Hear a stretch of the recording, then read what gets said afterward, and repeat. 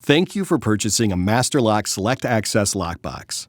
In this video, you'll learn how to permanently install the wall-mounted Select Access Extra Large Certified Lockbox, Model 5426 EURD.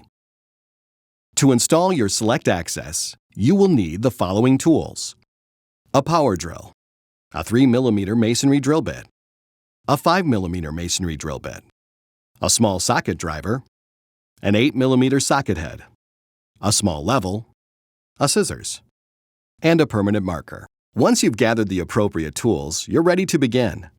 It is recommended that your Select Access be mounted in a discrete location, not visible from general observation.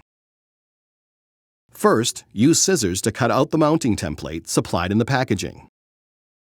Position the mounting template on the desired location. Verify using the level.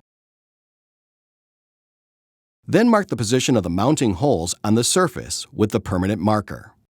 Next, drill a 3mm pilot hole at each of the 4 locations, 75 mm deep, and then use the 5mm drill bit to widen each hole to a depth of 40 mm and remove any debris from the holes. Open the door on your Select Access and remove the plastic tray from the inside by grabbing it at the center and pulling it out. Position your Select Access over the 4 drilled holes and insert the security screws through your Select Access and into the wall by hand. Ensure that the metal anti-drill plate is secured into the slot on the back of your Select Access, and that you only use the supplied mounting hardware to maintain these security certifications. Using the 8mm socket head, tighten the bottom screws first until they have gripped the wall. Do not fully tighten these screws yet.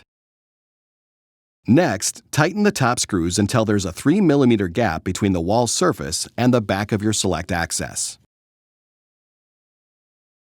Assemble the key hook by inserting the short end of the hook into the small hole in the back of your Select Access.